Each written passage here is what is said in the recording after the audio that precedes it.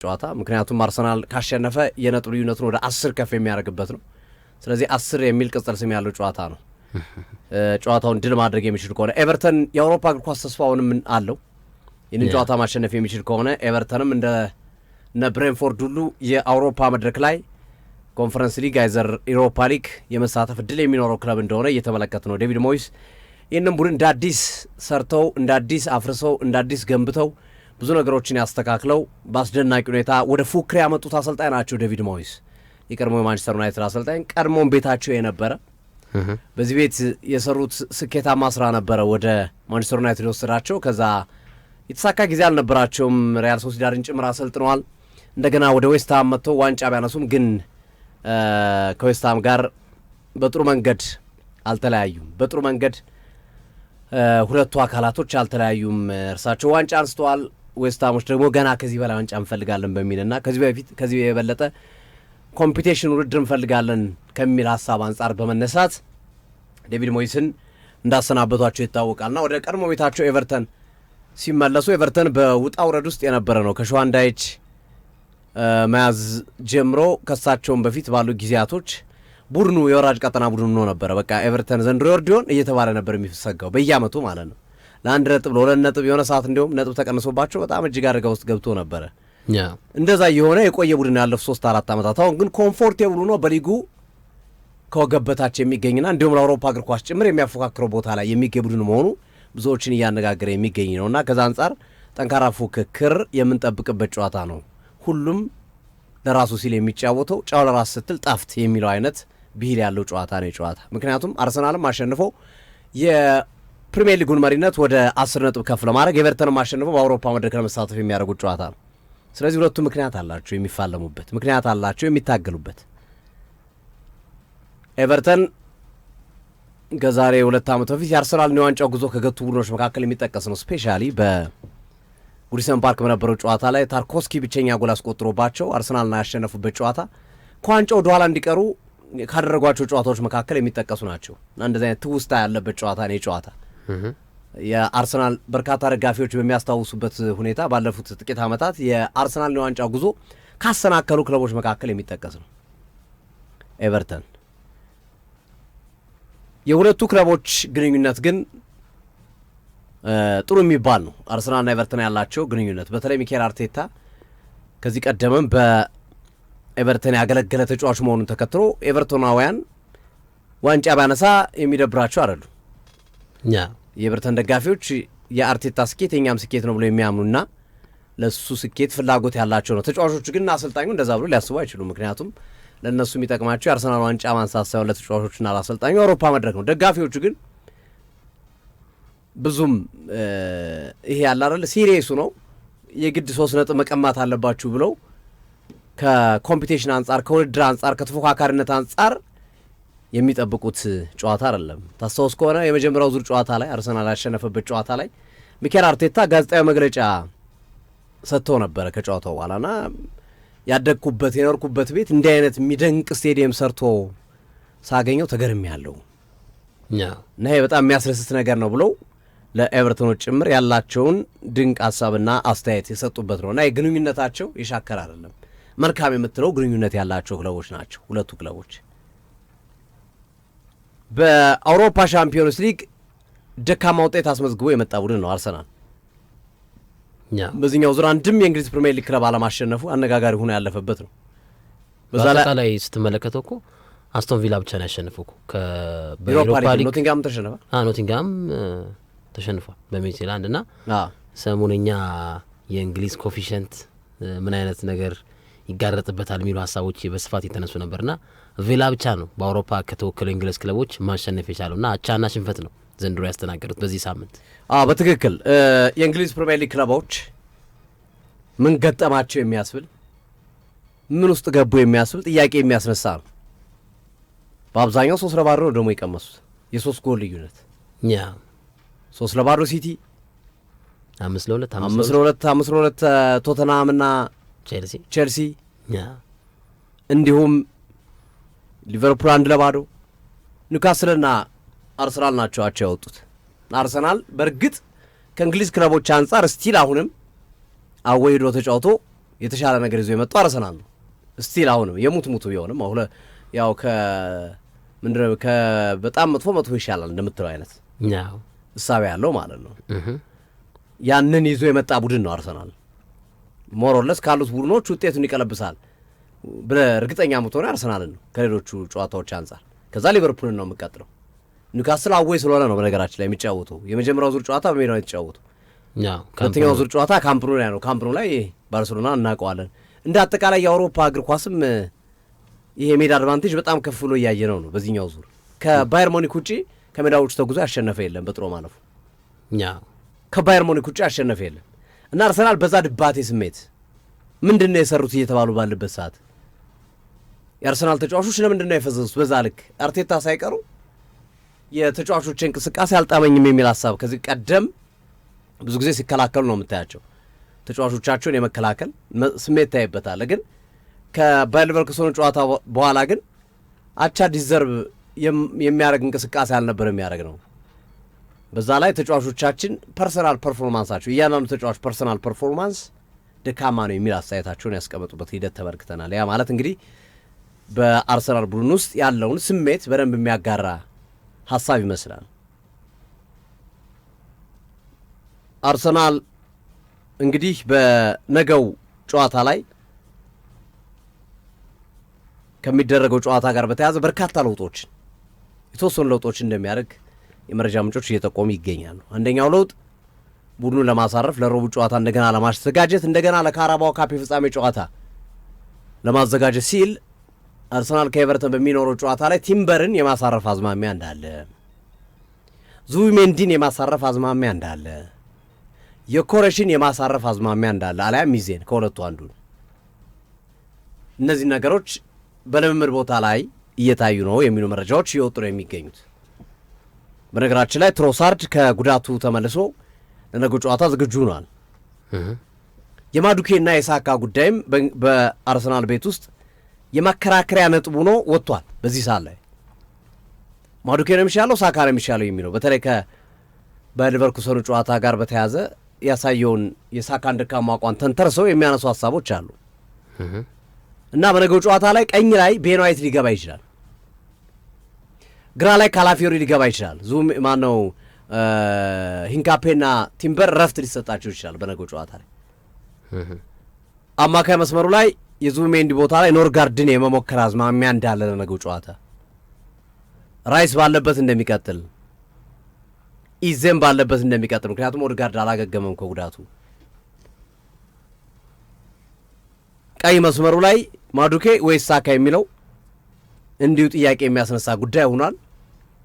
ማዱኬም የሚለው አሉ። በተለይ የሊቨርኩሰንን ጨዋታ የተመለከቱ እሱ ነው ይዟቸው የወጣው። ምን ግን ይቅርታ አድርግልኝና ማዱኬ ብዙ አይመቸኝ።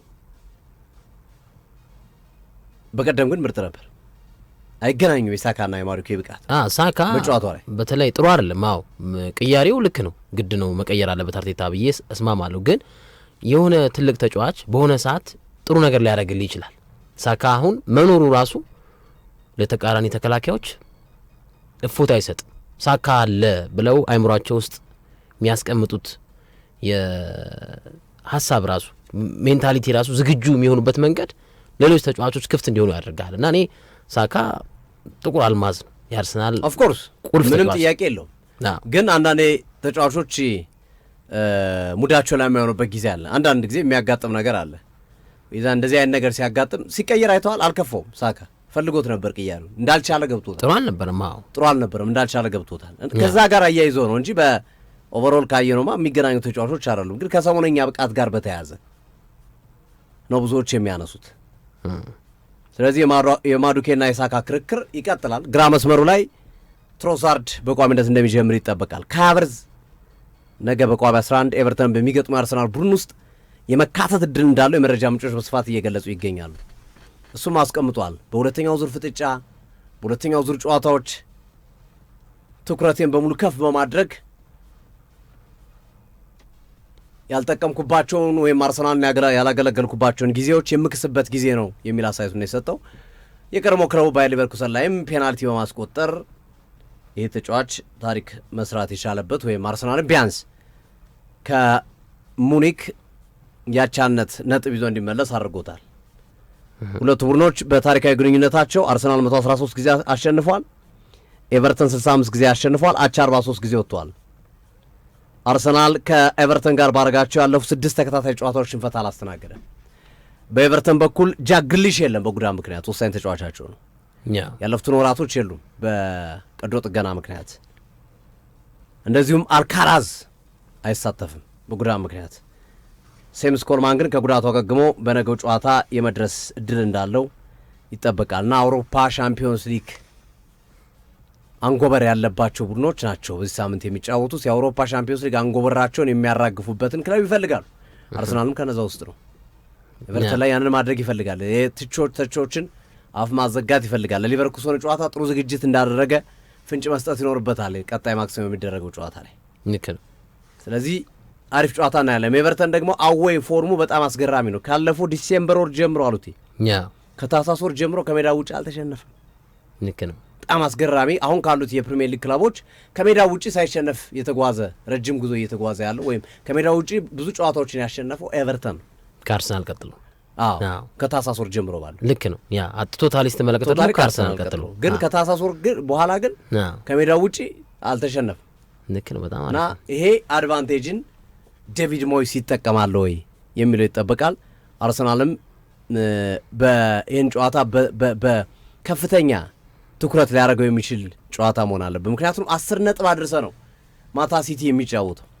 ደግሞ አዌይ ነው ጨዋታው። ዌስትሃም ላለመውረድ እንመለስ። እሱን ጨዋታ እና ስለምናየው ለብቻ ግን ከዚህ ጨዋታ ጋር የሚያያይዘው ነጥብ ይቺ ነጥብ ናት። ዴፊኒትሊ 10 ነጥብ ነው።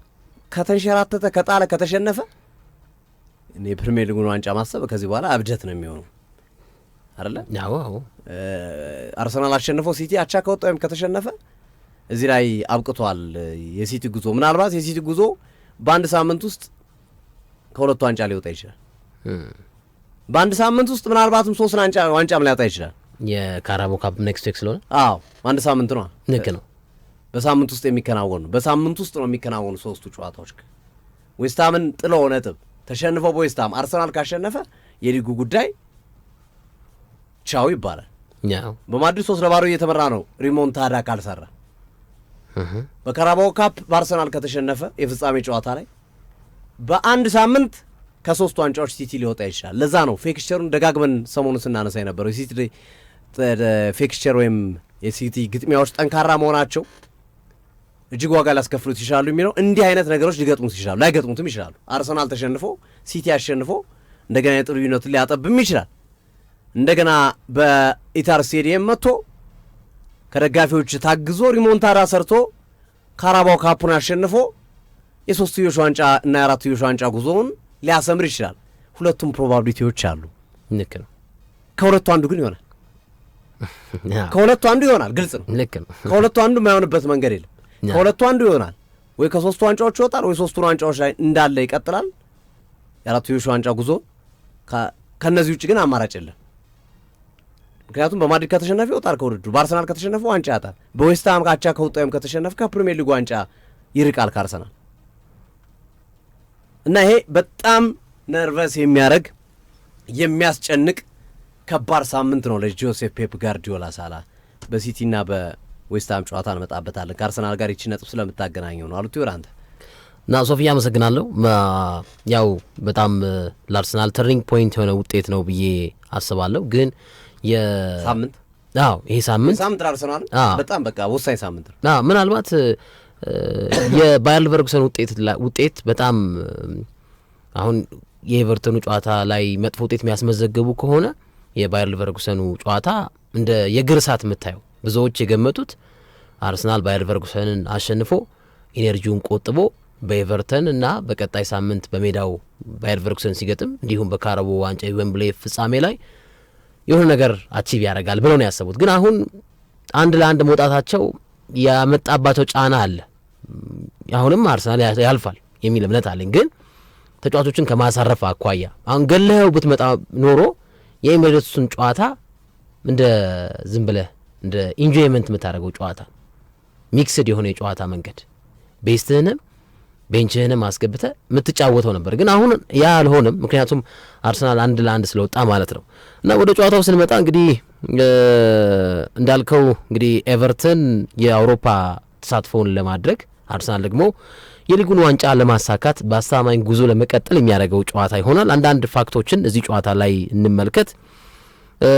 እንግዲህ ኤቨርተን ካለፉት 29 አዌ አርሰናልን በገጠመባቸው ጨዋታዎች አንዱን ብቻ ነው ማሸነፍ የቻለው። ይሄ አሁንም የነገው ጨዋታ ላይ በቅድመ ትንታኔ መልኩ ይህን ስታነሳ አርሰናል የማሸነፍ እድሉ ከፍተኛ ነው ብለህ ትናገራል። ከ29 ጨዋታ ኤቨርተን ኤምሬትስ ላይ ሄዶ ማሸነፍ የቻለው አንድ ነው። 23 ጨዋታ ተሸንፏል፣ 6 ጨዋታዎችን አቻ ወጥቷል እና ለመጨረሻ ጊዜ ያሸነፈው አፕሪል ውስጥ ነው 1-0 2021።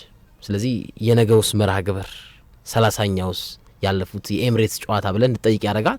ሞሮርለስ አርሰናል ይህን ጨዋታ ይገላል ብለህ ታስባለህ? አንዳንድ የአርቴታ ወይ የተጫዋቾቹ አለመነቃቃት። አሁን እኔ አርቴታን በባየር ሌቨርኩሰን ጨዋታ አልወቅስም። ልጆቹ ላይም ያለው መነሳሳት ቀንሶብኛል፣ ተነሳሽነታቸው፣ የመጫወት ፍላጎታቸው ዝቅ ብሎብኛል እና ያንን ነገር ማስወገድ አለባቸው። ለዋንጫዎቹ እየተጫወቱ ነው በሙሉ ኃይል፣ በሙሉ አቅም፣ በሙሉ የአሸናፊነት መንፈስ ከጌም ያን ነገር ማስቀጠል አለበት ብዬ አስባለሁ። እንግዲህ ሌላው ከዚህ ከሁለቱ ጨዋታዎች ጋር በተገናኘ አርሰናል እስካሁን በፕሪሚየር ሊጉ 9 ጨዋታዎችን አዌ በማሸነፍ በዚህ ሲዝን ቀዳሚው ክለብ ነው። ግን ከሱ ቀጥሎ ኤቨርተን 7 ጨዋታዎችን አዌ በማሸነፍ አርሰናልን ይከተላል። ኤቨርተኖች እንግዲህ በቅርብ ጊዜ ያሸነፏቸው ጨዋታዎች የሚታወሱ ናቸው። በተለይ ከሜዳቸው ውጪ ድል ያደረጉባቸው መርሃ ግብሮች የሚታወሱ ናቸውና በተከታታይ 2 ያደረጉትን ያለፉትን አዌ ጨዋታዎች አሸንፈዋል። ከዲሴምበር 2023 በኋላ 4ኛ ተከታታይ ድላቸውን ለማሳካት ይጫወታሉ። አዌ ማች ማለት ነው። ያለፉትን 3 ጨዋታዎች አሸንፈዋል ማለት ነው። እንግዲህ ኤቨርተን ኒውካስትልን ያሸነፈበት የ3-2 ጨዋታ፣ በርሊን 2-0 ያሸነፈበት መርሃ ግብር የሚታወስ ነው በዚህ ረገድ ማለት ነው። 2 እና ከዛ በላይ ጎል እያስቆጠረ ነው የሚያሸንፈው ማለት ነው። አርሰናል አሁንም ጥንካሬው ያው ጎል ማስቆጠር አንዱ የክለብ ጥንካሬ ነው። ግን ከሴት ፒስ የሚቆጠሩ ጎሎች አሁንም አርሰናልን ቀዳሚ እንዳደረጉት መናገር ይቻላል። በፕሪሚየር ሊጉ በዚህ ሲዝን እንግዲህ ፔናልቲን ጨምረን 24 ጎሎችን አስቆጥሯል። ከሴት ፒስ ኤክስክሉዲንግ ፔናልቲ ደግሞ ወይም ፔናልቲን አስወጠን ደግሞ 21 ጎሎችን አስቆጥሯል። ይሄ በጣም በትልቅ ነገር የሚታወስ ነው። ግን በፕሪሚየር ሊጉ ደግሞ ጥቂት የቆመ ኳሶችን ያስተናገደው ቡድን ደግሞ ኤቨርተን። አሁን ብዙ የቆመ ኳስ ያስቆጠረው ክለብ አርሰናል ነው። ጥቂት የቆመ ኳስ ያስተናገደው ክለብ ደግሞ ኤቨርተን ነው። ፔናልቲ ስንጨምር ኤቨርተን 8 ጎሎች ተቆጥሮበታል በቆመ ኳስ። ፔናልቲን ስናስወጣ 6 ጎሎች ተቆጥሮበታል ከሴት ፒስ። ስለዚህ የነገው ጨዋታ በሴት ፒስ ጠንካራ የሆነው ቡድን በሴት ፒስ በመከላከል ጠንካራ ከሆነው ክለብ ጋር የሚያደርገው ጨዋታ እንደሚሆን መናገር ይቻላል። በጣም ያስገረመኝ ቁጥር ሁለቱንም ደግሞ የሚያመሳስላቸው ሌላ ነገር ምንድን ነው? አርሰናል አሁን ኤክስጂ ምንለው ነገር አለ አይደል? ኤክስፔክትድ ጎል ካለ ሙከራ ካለ የማጥቃት ኢንቴንሲቲ ጋር ኤክስፔክትድ ተብሎ ኤክስጂ በሚል ቫሪያብል ወርድ ይቀመጣል እና አርሰናል በዘንድሮ በፕሪሚየር ሊጉ ኤክስጂው ያስቆጥራል ተብሎ ኤስቲሜት የተደረገው ግብ 50 ነው። 50 ጎል የአርሰናል ኤክስጂ ሬት ሲሰላ 50 ነው። ግን ከኤክስጂው በላይ ነው ያስቆጠረው አርሰናል 59 ጎሎችን ያስቆጠረው። ይሄ በጣም አስገራሚ ነው። ቤትም አምጣው የተለያዩ ተጫዋቾች ያስቆጥራሉ። ዲፔንደንት አይደለም፣ ጥገኛ አይደለም በተጫዋቾች ቢጎዳ ባይጎዳ ብለህ የምትጠቅሰው አይደለም የአርሰናል ጎል ማስቆጠር። ግን ከኤክስጂው በላይ ከኤክስፔክትድ ጎል በላይ ጎል ያስቆጠረ ክለብ ነው አርሰናል እና ኤክስጂው 50 ነው፣ ያስቆጠረው ጎል 59 ነው እና የ9 ኒሜሪካል ጋፕ አለው እና የሚያስገርመው ነገር ኤቨርተንም ደግሞ አሁን ኤቨርተንን የሚያስቆጥር ቡድን ብለህ አይደለም የምትተነብየው፣ ምክንያቱም መሀል ሰፋሪ ወይም ወራጅ ያለ ቡድን ነው። ስለዚህ ኤቨርተንም ኤክስፔክትድ ጎል አጌነስቱ ሊቆጠርበት የሚችለው ኤክስፔክትድ አጌነስት ጎል ኤቨርተንም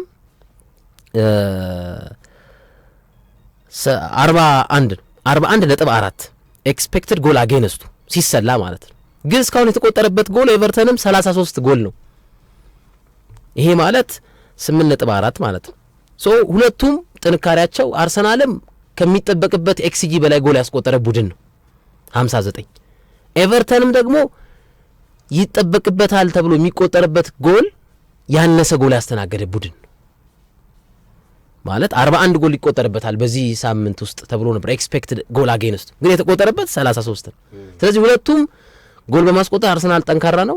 ጎል እንዳይቆጠርበት ፕሪቨንት በማድረግ ደግሞ ከኤክስፔክትድ ጎል አጌንስት አኳያ ኤቨርተንም ጠንካራ እንደሆነ ማሳያ ነውና ቅድምም ላልኩት የሴት ፒስ አጠቃቀም አርሰናል ጠንካራ ነው፣ ኤቨርተን ደግሞ መከላከል ላይ ጎበዝ ነው ብያለሁ። አሁንም በኤክስፔክትድ ጎል አጌንስትና በኤክስፔክትድ ጎል ሁለቱም የሚያመሳስላቸው ነገሮች አሉ። ዴቪድ ሞይስ ግን ከኤቨርተን ጋር ያደረጓቸው ጨዋታዎች በጥሩነት ከአርሰናል ጋር ያደረጓቸው ጨዋታዎች በጥሩነት የሚታወሱ አይደሉም። ዴቪድ ሞይስ ካለፉት 20 የፕሪሚየር ሊግ አዌ አርሰናልን በገጠሙባቸው ማሊያዎች ማሸነፍ የቻሉት አንድ ብቻ ነው በሁሉም ክለቦች ማለት እና 15 ሽንፈት 4 አቻ እና ድላቸው 2-0 ነው። እሱም በዌስትሃም አሰልጣኝ እያሉ ኤምሬትስ ላይ ሄደው ዲሴምበር 23 ያሸነፉበት ጨዋታ አንዘነጋው። ሌላው የአርሰናል እስትንፋስ ምሰሶስ ቁልፉ ተጫዋች ዲክላን ራይስ አሁንም በዚህ ጨዋታ ላይ ይጠበቃል። በብሩኖ ፈርናንዴዝ ብቻ ነው የሚበለጠው እና በዶሚኒክ ስቦዝ ላይ ሞር ቻንሶችን ክሬት በማድረግ እንግሊዛዊ የመሃል ሜዳ ተጫዋች ብሩኖ ፈርናንዴዝ 92 ኳሶችን ክሬት አድርጓል። ዶሚኒክ ስቦዝ ላይ 56 ኳሶችን ክሬት አድርጓል። ከሱ ቀጥሎ 55 ኳሶችን ክሬት በማድረግ ዲክላን ራይስ የአንበሳውን ቦታ ይይዛል። ነገ ጨዋታው ላይ እንግዲህ ከሚጠበቁ ሌሎች ጉዳዮች መካከል ጆርዳን ፒክፎርድ እስካሁን በ353 ጨዋታዎች 498 ጎሎች ተቆጥሮበታል እና ምናልባት 2 ጎሎችን የሚያስተናግድ ከሆነ የአርሰናል ፊት መስመር ተጫዋቾች የሚያስቆጥሩበት ከሆነ በ354 ጨዋታዎች 498 ሲደመር 2 500ኛ ጎሉን ነገ በአርሰናል ማሊያ ሊያስተናግድ የሚችልበት እድል እንዳለ መናገር ይቻላል። ከሱ በመቀጠል ፖል ሮቢንሰን እና ቤን ፎስተር በእያንዳንዳቸው እንግዲህ ጎሎችን በዚህ በ353 እና 338 ጎሎችን 500 ጎል ሳይቆጠርባቸው መድረስ ችለዋል ማለት ነው። የጆኖቢ ሚካኤልን ሀሳብ እንዴት አየው ሶፊ? አዎ የጆኖቢ ሚካኤል ሀሳብና አስተያየት በግል ነው የጠየቀኝ ወይስ እንዳጠቃላይ? እንደ ሁለቱ ጆኖቢ ሚካኤል ያው ብዙዎች አድማጮች ይሰሙት ይመስለኛል የጆኖቢ ሚካኤልን ጉዳይ። ጆኖቢ ሚካኤል አርሰናል በዘንድሮው ውድድር ዓመት ዋንጫ ቢያነሳ እንኳን ዋንጫውን አነሳ ብዬ አልቆጥርለትም ነው ያለው። በቃ እንዳነሳ አልቆጥርም ዋንጫውን። ቺቲንግ አጨርሮ ነው ዋንጫውን እየወሰደ ያለው በቆሙ ኳሶች ሳያዝናና ደካማው ነው እያለ ላይ የሚገኘው እና ይሄ ሂደት አነጋጋሪ ሆኗል። በነገራችን ላይ በዚህ ብቻም አላበቃም። አስተያው ያው የተለመደው የአርሰናል ነገር አሁንም እጠብቃለሁ ይንሸራተታል አርሰናል ሲቲ ይደርስበታል የሚለው እስካሁን ድረስ የምጠብቀው ነገር ነው። የአርሰናል የለመደው ነገር ነው መንሸራተት የሚል ሀሳብ ጭምር ሁሉ ጨምሮ ነው የተናገረው። እሱ መነጋገሪያ ሆኗል። አሁን የአርሰናል ደጋፊዎች ደግሞ መልስ ሰጡ። ጆኖቢ ሚካኤል በ11 ዓመታት የቼልሲ ቆይታው 1 ጎል ብቻ ነው ያስቆጠረው። 249 ጨዋታ አድርጎ 1 ጎል ብቻ ነው ያስቆጠረው ጆኖቢ ሚካኤል 11 ዓመታት ቆይቶ፣ ለዛውም ፓርኪንግ ዘበስ የሚባለውን የጆዜ ሞሪኒዮ ያጫወት መንገድ ዋና አቀንቃኝ የነበረ ተጫዋች ነው ጆኖቢ ሚካኤል። አውቶቡስ አቁሞ መጫወት በሚል ወይም ያው መከላከሉን ለመግለጽ ያህል ነው። 15 ጎል ብቻ ባንዳ የውድድር ዓመት አስተናግዶ ዋንጫ ወሰደ ቡድን የቼልሲ ቡድን። ጆኖቢ ሚካኤል የእሱ አካል ሆኖ የተጫወተበት ሂደት እንመለከታለን እና የአርሰናል ደጋፊዎች ደግሞ ምን ላይ ቁጭ ብለሽ ምን ታሚያለሽ እንደሚባለው ማን ሆነሽ ማንን ነው የምታሚው? መጀመሪያ እስኪ ራሱ ዋንጫ ያነሳበትን ነገር አስቀምጥ የሚል ሀሳባቸውን እያስቀመጡለት ይገኛሉና የባየር ሊቨርኩሰኑ ጨዋታ ነው እንደገና ደግሞ ይሄ ነገር እንዲቀሰቀስ እያደረገው ያለው። በነገራችን ላይ ባየር ሊቨርኩሰን ላይ አርሰናል ጠንካራ አቋም ቢያሳይ ይሄ አሁን ጩኸቱ እንደገና አይመጣም ነበር። አሁን ባየር ሊቨርኩሰን ላይ ያሳዩት አቋም ደካማ መሆን፣ በተቃራኒው ሙኒክ 6 ጎል አስቆጥሮ መውጣቱ አይ አርሰናልማ በቃ ቡድን አይደለም የሚል ሀሳቦችን እንደነ ጆኖቢ ሚካኤል አይነት ተጫዋቾች እንዲያንጸባርቁ ምክንያት ይመስለኛል። እና ራሱ የሚካኤል አርቴታ እና የቡድኑ ከፍተ ተጫወተ መቼም ዝጋልኝ አትልም አይደል? ከፍቶ የመጫወት ወይም ደግሞ የአርሰናል ቡድን የክሬቲቪቲ ደረጃ መውረድ ያ ለትችት እንዲጋለጥ አድርጎታል። ግን ሞሮለስ ጆኖቢ ሚካኤል እኔ በግል እይታ ካልከኝ የሰጠውን አስተያየት ካነበብኩት በኋላ ያየሁት ነገር የጆኖቢ ሚካኤል ሀሳብ ከእግር ኳስ ትንታኔነት ይልቅ ለምቀኝነት የቀረበ ሀሳብ ነው የሰጠው። የግል ሀሳቤን ካልከኝ ማለት ነው። ምክንያቱም የሰጠበት አስተያየት በጣም ዲግሬድ የሚያደርግ ነው። አርሰናልን ማለት ቫሊዩ የሚያሳጣ ነው። ማድነቅ ያለብን ነገር ታረንቃለህ፣ ይሄ ቢስተካከል የሚለውን ነገር ታስተካክላለህ እንጂ ዋንጫ ቢያነሳ አርሰናል እውቅና አልሰጠውም፣ ሰርቀው ነው የወሰዱት። ቺቲንግ ማለት ያው መስረቅ ማጭበርበር ነው የሚል ድረስ የዛ ድረስ የሚያስኬድ አስተያየት ነው ብዬ አላምንም።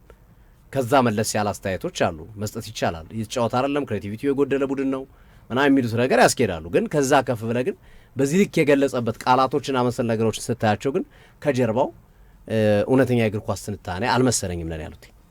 ኦኬ መልካም ትስማማል? አይ እኔም ማለት ትንሽ አብስቶታል። ለዛ ነው የሚያሉት አብስቶታል። አዎ ጥንካሬዎች አሉት ቡድኑ። ጥንካሬውን ደግሞ መናገር ሌሎች ክለቦች አሁን ይሄን ቢያደርጉት እኮ ሲቲ ቢያደርገው እኮ ይወደሳል እኮ አያደርገውም እንጂ አሁን መከላከሉ ላይ ጠንካራ ነው ሲቲ። ሞሪኒዮም ተወድሷል፣ ዲየጎ ሲሞኔም ተወድሷል። እንዳልከው አሎቲ ደጋፊዎች ከዚህ በፊት ስናነሳው ይናሳብ ማነው ሬኪን ነው ማነው አስተያየት ሰጥቶ ተመሳሳይ ነገር ስናነሳው ነበርና የናሳብ ስንሰጥ እያልክ ነበረ አንተም ስታነሳ ነበረ። ይሄ ከአርሰናል ባህሪ አንጻር ከመጣበት ካልቸር አንጻር እንጂ በምንም መንገድ ዋንጫ ቢያነሳው ዋንጫ ያነሳ አሰልጣኝ ያስጨበጭባል።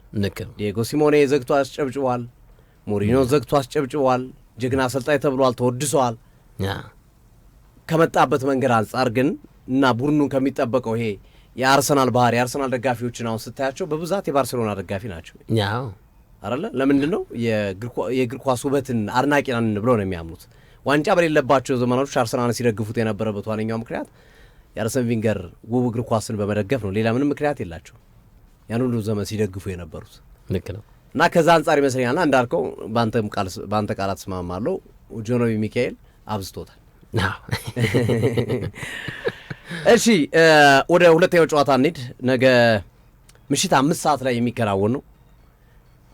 አርሰናል ወይ 10 ነጥብ ርቆት ወይ ደግሞ እንደገና ተስፋ አድርገው 7 ነጥብ ልዩነቱ እንዳለው ወደ 4 ለማጥበብ ተስተካካይ ሲያሸንፍ ወደ 1 እንዲጠብ እና አሁንም አለን ፉክክሩ ላይ ለማድረግ አርሰናል ከተሸነፈ ወይም ማቻ ከወጣ ማለት ነው የሚደረግ ጨዋታ ነው። ለንደን ስቴዲየም ላይ ነው የሚከናወን። እቺ ለንደን ጉድ ልታሳየን ትችላለች ነገር። ቀደም እንዳልኩት በቃ ይሄ ሳምንት ይሄ 7 ቀን የአርሰናል ደጋፊዎች ጾም ጸሎቱን በደንብ ማጠንከር አለባቸው።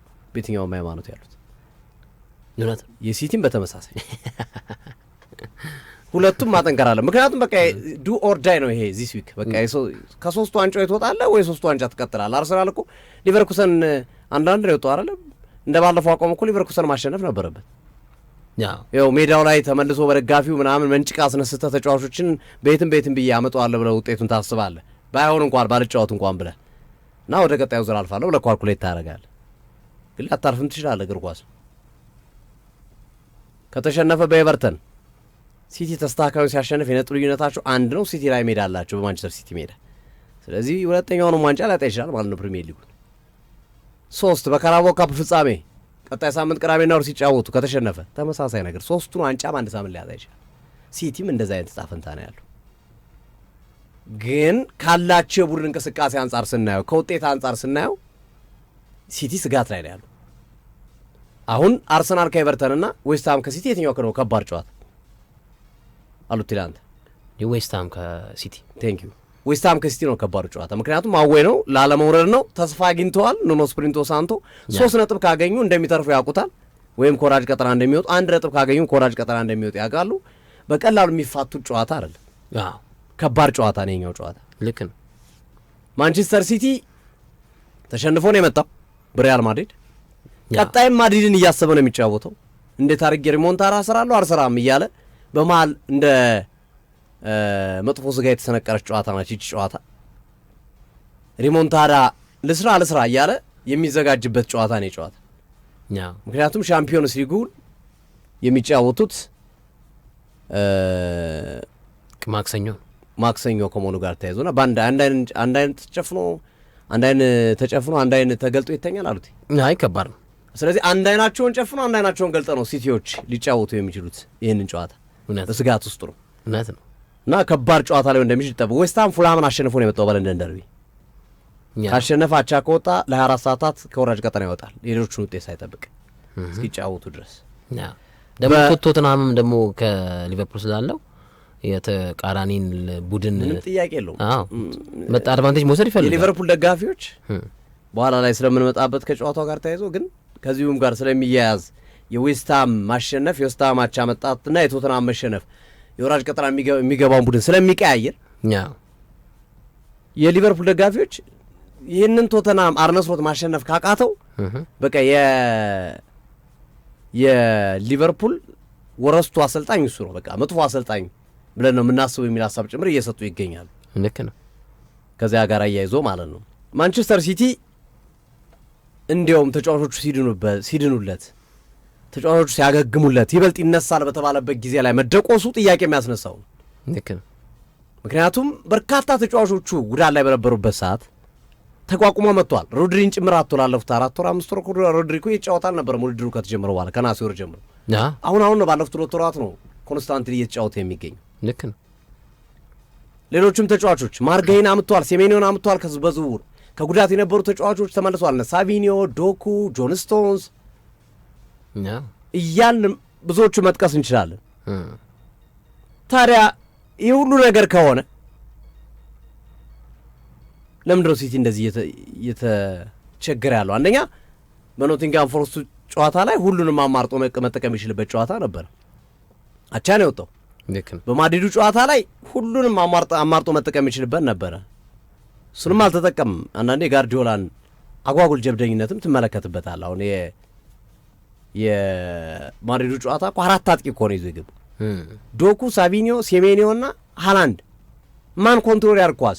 ማን ከአምስቱ አማካኞች ጋር ይፎካከር? ከአርበሏ ካመጣቸው 5ቱ አማካኞች ጋር ከነቲያኮ ፓትሪች፣ አዲሱ 18 ዓመት ታዳጊ ቹዋሚኒ፣ ዲያዝ፣ አርዳ ጉለር፣ ቫልቨርዴ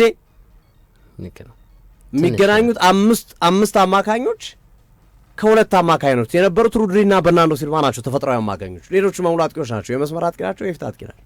ተከላካዩ ያፈሳል፣ ጠንካራ አይደለም፣ ጎሎችን ማስቆጠር ይችላል የሚል እሳቤ የነበረው አይነት አስተላለፍ። ለዛ ነው ተጭነው መጫወት ገለው መምጣት ፈልገው ነበረ። ጨዋታው ገለው መጥተው ዌስትሃምን ተጫውተው መልሱን ጨዋታ ላይ አርፈው በካራባው ካፕ ፍጻሜ ሪፍሬሽ አድርገው ነበር መምጣት የፈለጉት። አልተሳካለም። ለጋርዲዮላ ይሄ ሁሉ እቅድ ከሽፏል። ጭራሽ ሌላ ጣጣ ነው ይዘው የመጡት። አሁን እኔ እንዲሁም ለሪሞንታዳ ይህንን ጨዋታ ትሄደዋል አሉት ጋርዲዮላ ቦታ ላይ ብትሆን ያ ማለት ፈጽሞ ተዋለሁ እያልኩ ሳይሆን ግን ሪሞንታዳ አደርጋለሁ ብለህ እዚህ ጋር ፕሪሚየር ሊግ ጨዋታ አለ ከዌስትሃም ጋር የካራባው ካፕ የፍጻሜ ጨዋታ አለ። 3-0 እየተመራ ነው። አምኖ መቀመጥ አለ። የትኛው ነው ፕራዮሪቲ የምትሰጠው? ፕሪሚየር ሊግ መጀመሪያ የምሰጠውማ ካራባው ካፕ። በቃ ስለዚህ ካራባው ካፕና ፕሪሚየር ሊጉ ነው ፕራዮሪቲ ሊሰጥ የሚችል። ስለዚህ ሪሞንታዳ ሶስተኛው አማራጭ ነው። ከባድ ሪሞንታዳው ሶስተኛው አማራጭ ነው። በጣም አስቸጋሪ ሊሆንበት የሚችልበት እንዴ ምፓፔ ሊመለስ ይችላል እኮ መልሱ ጨዋታ ይመለሳል። ስለዚህ አንድ ጎል ማድሪድ ካስቆጠረ እኮ ይበልጥ ፈተናህን እያበዛው ነው የሚሄደውና ጋምብሊንግ ዊክ ነው ለማንቸስተር ሲቲ። በጣም የቁማር ዊክ ነው። በጣም ከባዱ ሳምንት ነው። እንደዚህ ጋርዲዮላ እንዲህ በእርግጥ አንስተናል። የጋርዲዮላ እኛ ቀርመን ሰርተናል። የጋርዲዮላ ቀጣይ ፈተናዎች ብለን በደንብ ትንታኔ ሰርተንበታል። እያንዳንዱን ጨዋታ አንስተን ከዚህ በኋላ የሚያሉ ጨዋታዎች ቀላል እኮ አይደሉም። ቼልሲን ያስተናግዳል። ከሻምፒዮንስ ሊግ ከወጣ ባየር ሙኒክ ጋር ይተርፋል። የደርሶ መልስ ጨዋታ መሀል ላይ አርሰናል ከቦዶ ግሊምት ጋር ሲጫወት ሲቲ ይተርፋል። ምናልባት የፕሪሚየር ሊጉ ጨዋታ ውድድር አሁንም በቀጭን ገመድ የሚጓዝ ከሆነ የ4 ነጥብ ልዩነት የ1 ነጥብ ልዩነቱ ነው የሚጓዝ ከሆነ አድቫንቴጅ ሊወስድበት ይችላል ጋርዲዮላ ማለት ነው። ስለዚህ ከባድ ሳምንት ነው ለፔፕ ጋርዲዮላ። ይሄኛው ሳምንት በቃ የሞት ሽረት ጉዳይ ነው የሚሆነው። ከጋቫርዲዮልና ከማቴዮ ኮቫችች ውጪ እንደዚሁም ከሪኮሊስ ውጪ ሁሉም ተጫዋቾች ዝግጁ ናቸው። ሁሉም ስኳዳቸው 100% ፊት ናቸው። ይሄ በተለይ ባለፉት 2 ዓመታት አልነበራቸውም ጋርዲዮላ እንዲህ አይነት ፊት ቡድን። ይቸገሩ ነበር፣ አምናም ይቸገሩ ነበር። ዘንድሮም በአብዛኛው ውድድር ጊዜያቶች ብዙ ተጫዋቾቻቸውን አጥተዋል። እሱ በጣም ያስቸግራቸው ነበርና ወደ ሙድ እስኪገቡ ድረስ ይመስለኛል አዳዲስ ያገገሙት ተጫዋቾች ከነባር ተጫዋቾቹ ጋር ለመዋቀር የሚወስደው ጊዜ ያ ትራንዚሽን አጭርም ብትሆን ትራንዚሽኗ እሷ እየጎዳቻቸው ያለች ይመስለኛል። ኒኮ ጎንዛሌዝ አውቶ ሮድሪን ሲያስገቡ ጥምረቱ በተወሰነ መንገድ ዋጋ እያስከፈላቸው ያለበት ሂደት ያለ ይመስላል። ልክ ነው። ማንቸስተር ሲቲ ግን ለዌስትሃምን ባለፉት ጊዜያቶች ሙዝልጦ የመብላት ያህል አቅሎ የሚያሸንፈው ቡድን ነው። በቀላሉ የሚያሸንፈው ቡድን 3 ጎል 4 ጎል የሚያስቆጥርበት ቡድን ምናልባት ዘንድሮ በተለይ ሲቲ የሚያገኘው ኑኖ ስፕሪንቶ ሳንቶን አዲስ አሰልጣኝ ይዞ ነው። ኑኖና ሲቲ ደግሞ በብዙ መንገዶች ኮምፒቴቲቭ ናቸው። ቶተናም በነበረበት ጊዜ ኑኖ ስፕሪንቶ ሳንቶ ጋርዲዮላን ጉድ ሰርቷቸዋል። ቶተናም በነበረባቸው ጊዜያቶች በኖቲንግሃም ቆይታው ተመሳሳይ ነገር አድርጓል። ስለዚህ አሁን ዌስትሃም ያለው ሀሳብ የኑኖ ስፕሪንቶ ሳንቶ ከሆነ አሁንም ለጋርዲዮላ ሌላ ፈተና ሊሆን ይችላል። የዌስትሃም ሀሳብ እንደቀደመው ለጋርዲዮላ ሀሳብ ምቹ የሚሆን ከሆነ የኑኖ ስፕሪንቶ ሀሳብ ለጋርዲዮላ ምቹ አይደለም፣ ግልጽ ነው። ግን ዌስትሃሞች የኑኖ ስፕሪንቶ ሳንቶን ሀሳብ ተጫዋቾች ይዞ ካልገቡ ወይም ካልተገበሩ ግን ጋርዲዮላ በለመደው መንገድ ሊቀጣቸው የሚችልበት እድል ይኖራል ብዬ ነው የማስበው። ስለዚህ ማንቸስተር ሲቲ የተወጋውን መርፌ ለመንቀል ከህመም ለማገገም የሚደረገው ጨዋታ ነው። ከባድ ጨዋታ ነው፣ የሚያደርገው ጨዋታ ነው ይህ ጨዋታ። ስለዚህ ይህንን ጨዋታ አርሰናል አሸነፈም አርሰናል በተለይ ካሸነፈ ግዴታ የማሸነፍ ግዴታ አለባቸው። አርሰናል ካሸነፈ መስቱዊን ነው አርሰናል ካሸነፈ የሚሆንባቸው። ልክ ነው። ስለዚህ እንዲያም ሆኖ እኮ ከባድ እኮ ነው። እንዲያም ሆኖ ሲቲም እኮ እያሸነፈ አርሰናል ኢብን ኢታር ስቴዲየም ሄዶ እንኳን ተሸንፈው እንኳን በአንድ ነጥብ ልዩነት እኮ አርሰናል ይበላል እኮ ሌሎቹን ጨዋታዎች ካሸነፈ ሲቲን ተሸንፈው። የኖቲንግሃም ፎረስት ጨዋታ አበላሸው። ካልኩሌሽኑ ቀየረው፣ ሂሳብ ስሌቱን ቀየረላቸው፣ ወደ አርሰናል አመጣላቸው። ስለዚህ ይህንን የማስቀጠል ሂደት ይኖራል። ሁለቱም ግን የብስጭቱ መጠን የተለያየ ቢሆንም ከአበሳጭ የሻምፒዮንስ ሊግ ምሽቶች መልስ በቀል የሚወጣባቸው የእንግሊዝ ትንንሽ ክለቦች ናቸው ብለን ልንነገር እንችላለን። እና ነገ ምሽት 5 ሰዓት የሚደረግ ጨዋታ ነው አሉት። ጨዋታው ናው ለፔፕ ጋርዲዮላ ወሳኝ ጨዋታ ነው ብዬ አስባለሁ። ያለህን ሪሶርስ በየትኛው ኮምፒቲሽን ላይ መጠቀም አለብኝ ብለው ክሪቲካሊ ማሰብ አለባቸው ብዬ አስባለሁ። በጣም በሳል አሰልጣኝ ናቸው። በጣም ልምድ ያላቸው አሰልጣኝ ናቸው። ባለ ዋንጫ አሰልጣኝ ናቸው። ስለዚህ ይሸወዳሉ ብዬ አላስብ። ከተሸወዱ አይ ጋርዲዮላ በቃ ሀሳብ እያለቀባቸው ነው፣ ብልጠታቸው እያለቀ ነው። በቃ ይሄ ያለ አይደል አንዳንዴ የሞሪኒዮ ዘመን ባስ በቃ አንዳንዴ ሀሳብ ሲያልቅብህ እኮ ሀሳብን ሪሼፍል ማድረግ አለብህ ብለህ ትናገራለና ያለህን ነገር የትኛው ላይ መጠቀም አለብኝ ነው የጋርዲዮላውን ትልቁ ጥያቄ። የነገው ጨዋታ ላይ ኤመስት ዊን ከሆነ ከተሻለ ማድሪድን ማሸነፍ ግን አይመስልም፣ ከባድ ነው። ስለዚህ ሙሉ ትኩረት መስጠት ያለባቸው ነገና እሁድ የካራቦ ካፕ ፍጻሜ ጨዋታ ላይ ነው ብዬ አስባለሁ። እንግዲህ ዌስትሃም ባለፉት 20 የፕሪሚየር ሊግ ጨዋታዎች ማንቸስተር ሲቲ ማሸነፍ አልቻለም። 2015 ላይ 2-1 ነው ያሸነፈው ለመጨረሻ ጊዜ። 17 ሽንፈት 3 አቻ የወጡበት አጋጣሚ ያለፉት ጨዋታዎች ናቸው። ማንቸስተር ሲቲ በዌስትሃም ኖርዝ ለንደን ስቴዲየም ላይ ተሸንፎ አያውቅም። በፕሪሚየር ሊጉ ባለፉት 9 ሙከራዎች 2 አቻ 7 ሽንፈት። ከዛ በተጨማሪ ሌላው የማንቸስተር ሲቲ ትልቁ ችግር ባለፈው በዚህ ፕሮግራም ላይ አንስቼዋለሁ። የ45 ደቂቃ ቡድን ነው ማንቸስተር ሲቲ እያልኩ ነበር እና አሁን ይህንን በገላጭ ቋንቋ ብንመለከተው ማንቸስተር ሲቲ በመጀመሪያው አጋማሽ የሰበሰባቸው ውጤቶች ቲሙን 67 ነጥብ ላይ እንዲቀመጥ ያደርጉታል በፕሪሚየር ሊጉ። ይሄ ማለት ከአርሰናል በ13 ነጥብ የበላይነት አንደኛ ደረጃ ላይ ይቀመጣሉ ማለት ነው። 67 ነጥብ ይይዝ ነበር ማንቸስተር ሲቲ ፈርስት ሃፍ ላይ የሚያስመዘግበው ውጤት በዛው የሚጠናቀቅ ቢሆን ኖሮ። ግን ሁለተኛው አጋማሽ ላይ የሚቆጠሩባቸው ጎሎች የማንቸስተር ሲቲን የሁለተኛ አጋማሽ ውጤት መሰረት አድርገን ደረጃ ብናወጣ ማንቸስተር ሲቲ 41 ነጥብ ላይ ተቀምጦ በሊጉ 8ኛ ደረጃ ላይ ይቀመጣል። which is 67 እና 41 ይሄ ብዙ የነጥብ ልዩነት አለው። 26 ነጥብ ጋፕ አለው። ፈርስት ሃፍ ላይ 67 ነጥብ ይይዛል በዛው ቢያልቅ ውጤቱ። ሰከንድ ሃፍ ላይ ደግሞ በዛው ውጤቱ ቢያልቅ ማንቸስተር ሲቲ 26 ነጥብ ይይዛል። ስለዚህ 41 ነጥብ ይይዛል። ስለዚህ የ26 ነጥብ ልዩነት አለውና ይሄ በፈርስት ሃፍ እና በሰከንድ ሃፍ ያለው ጋፕ በጋርዲዮላ አይነት ያሰልጣኝ ዘመን ስንመለከተው ለመጀመሪያ ጊዜ አዲስ እንግዳ የሆነ ስሜት ነው። ስለዚህ ፈርስት ሃፍ ብቻ ከተከላከልክ ሲቲን ቢያንስ ነጥብ ትወስዳለህ ማለት ነው። እንደዛ ነው ማለት ነው። ትመራለህ ግን ይቆጠርብሃል። እና ከዛ በተጨማሪ እንግዲህ ፔፕ ጋርዲዮላ ባለፉት 19 በፕሪሚየር ሊግ ዌስትሃምን በገጠመባቸው አጋጣሚዎች አልተሸነፈም። 17 ማሸነፍ፣ 2 ጊዜ አቻ ወጥቷል። በዚህ ረገድ በፕሪሚየር ሊጉ የቀድሞ የአርሰናል አሰልጣኝ የነበሩት አርሰን ቬንገር በተለይ ሌስተር ሲቲን በገጠሙባቸው አጋጣሚዎች ያለመሸነፍ ሪከርዳቸው ከፍ ይላል። በ1997 እስከ 2017 በገጠሙባቸው አጋጣሚዎች በ20 ጨዋታዎች በሌስተር አንድም ሽንፈት አላስተናገዱም። ምናልባት ነገ ጋርዲዮላ ሽንፈት የማያስተናግድ ከሆነና ውጤቱን የሚቀለብስ የሚያሸንፍ ከሆነ ከአርሰን ቬንገር ጋር ምናልባት ሊስተካከል ይችላል ተብሎ ይጠበቃል። ሌላው አርሊንግ ብሮት ሃላንድ በፕሪሚየር ሊጉ ብዙ ጎል ያስቆጠረበት ክለብ ዌስትሃም ነው። ከሌሎች ክለቦች አኳያ ዌስትሃም ላይ ብዙ ጎል ያስቆጠረው ተጫዋች ሃላንድ ነው። 11 ጎሎችን አስቆጥሯል። ቢያንስ ባለፉት 3 ጨዋታዎች መደሾቹ ላይ 2 ጎሎችን ያስቆጥራል ይላል ቁጥሩ። በዚህ ረገድ ማይክል ኦዌን ኒውካስትል ላይ፣ ሃሪኬን እንዲሁ 2 ከዛ በላይ ጎሎችን በኤቨርተን አስቆጥረዋል። ስለዚህ በነገው ጨዋታ ላይ ኡማር ማራሙሽ ኒውካስትል ላይ እንደሚያደርገው ማለት ነው። ኡማር ማርሙሽ ኒውካስትል ላይ እንደሚያደርገው።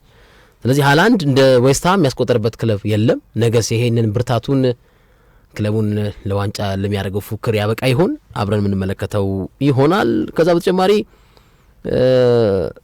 የአንቷን ሴሜኒዮ ጉዳይ ሌላው ከማንቸስተር ሲቲ የመጀመሪያ አጋማሽ ውጤትና ሰከንድ ሃፍ ውጤት ጋር በተገናኘ አንድ አቅጣጫ ሰጥቶበታል። አንቷን ሴሜኒዮ 8 ያለፉት 10 የፕሪሚየር ሊግ ጎሎቹ በበርንማውዝ ማሊያ የተቆጠሩት ሰከንድ ሃፍ ላይ ነው።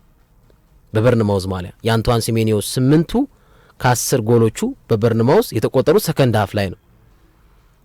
ግን በማንቸስተር ሲቲ ጃንዋሪ ላይ ፊርማውን ካረገ በኋላ ካስቆጠሯቸው ጎሎች ውስጥ ሁሉም ማለት ይቻላል 5ቱም ጎሎቹ የተቆጠሩት ፈርስት ሃፍ ላይ ነው ማንቸስተር ሲቲን ከተቀላቀለ በኋላ እና ምን ያህል የማንቸስተር ሲቲ ውጤት ሰከንድ ሃፍና ፈርስት ሃፍ ላይ በጣም ፍላክቹዌት እንደሚያደርግ ኮንስታንት እንደማይሆን የአንቷን ሲሜኒዮም ጎሎች እዚህ ላይ አስተዋጽኦአቸው ከፍ እንዳለ ማናገር ይቻላል። እኔ ፔፕ መሸወድ የለበትም ብዬ አስባለሁ። ቢያንስ በውድድር አመቱ ትልቅ ዋንጫ እናሳካለን ብሏል። የርገን ክሎፕ ከሊቨርፑል ጋር ሲለያዩ 4 ዋንጫ እየተባለ ነበር አይደል? እነ ትሬንት ግን መጨረሻ ላይ ምንም አላገኙ። ስለዚህ ያንን እጣ ፈንታ ማንቸስተር ሲቲ እንዳይደግም ቢያንስ ሊካፕ አግኝቷል መሰለኝ። ሊካፕ ነው ያገኙት። ያው ብቻ ትልቅ ፕሪሚየር ሊግ አቅደው ነበረ፣ አይቆጠርም ብለን ቻምፒየንስ ሊግ አቅደው ነበር፣ አልተሳካላቸው እና ፔፕም ነገ የማድሪድን ጨዋታ ረስቶ የዌስትሃሙን ጨዋታ ላይ ትኩረት አድርጎ ቢጫወት የተሻለ ድል አለው ብዬ አስባለሁ። እሱም ጠባብ ነው ካልኩሌሽኑ። የኖቲንግሃም ፎረስቱ ጨዋታ ሂሳባዊ ስሌቱን አበላሽቶበታል። ግን ባለህ የዋንጫ ተስፋ ላይ ተጫዋቾችን አሰልፈ እልህ አስጨራሽ ትግል ብታደርግ ይሻላል። የነገው ጨዋታ ላይ ሙሉ ትኩረት መስጠት አለበት ብዬ አስባለሁ። ዌስትሃም ላለመውረድ ነው የሚጫወተው። በዛኛው ሄሚስፌር እነ ቶተንሃም እየተጫወቱ ነው ከትልቅ ቡድኖች ጋር። ስለዚህ ዌስትሃምም ያንን ድል አግኝቶ ሲቲን ለማስጣል ሙከራ ያደርጋል ተብሎ ይጠበቃል። በጣም በነገራችን ላይ በሎ ብሎክ የሚጫወት ቡድን ነው።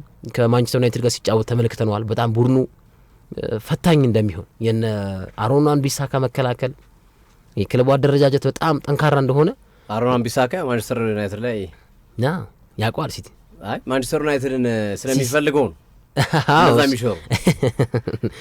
ያው ቢሆንም በዛም በዚህ ቲሙ እንዲተርፍ ይፈልጋል። እኛ ምናልባት ዘንድሮ ግን በቀጣይ ዓመት የደርቢነት ስሜት ያላቸውን ጨዋታዎች ወይ ቶተንሃም ወይ ዌስትሃም የሚወርዱ ከሆነ ላንመለከታቸው እንችላለን። ከለንደን አንድ ክለብ የሚወርድ ይመስላል። ሊሰናበት ይችላል። ዌስትሃም ግን ሰሞኑኛ አቋሙ ጥሩ ነው።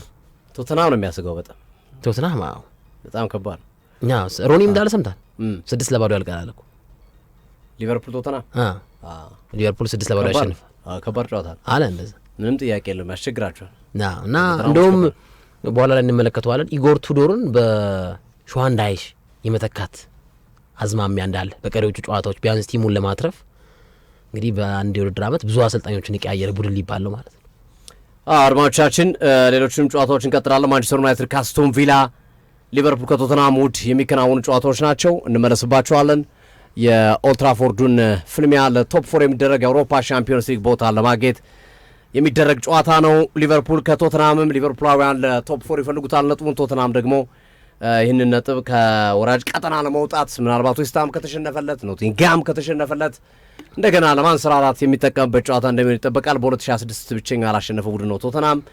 በማንቸስተር ዩናይትድና አስቶን ቪላ እንደዚሁም በሊቨርፑልና ቶተናም ጨዋታ ዙሪያ ደግሞ ተጨማሪ መረጃዎችን የምንሰጣቸው ይሆናል። ከመልእክቶች በኋላ ተመልሰን እንገናኝ። አጋራችን እናት ባንክ ነው።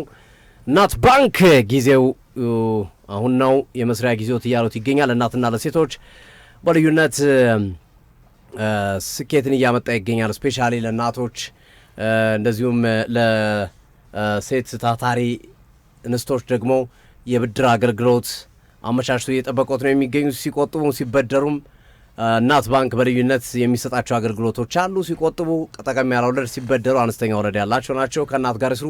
ወደሚቀርበው የእናት ባንክ ቅርንጫፍ ጎራ ብለው ስለ አገልግሎቱ መጠየቅ፣ የእናት ባንክ ደንበኛ የሚሆኑ እናት መላም አለ። ወላጆችና ትምህርት ቤቶችን ያስማማ፣ ከክፍያ ጋር በተያያዘ ያለውን ነገር እየቀረፈ ነው። ወደ መልእክቶቹ እንሂድ። ከመልእክቶቹ ስንመለስ እንቀጥላለን። ዩናይትድ ከአስቶን ቪላ፣ ሊቨርፑል ከቶተንሃም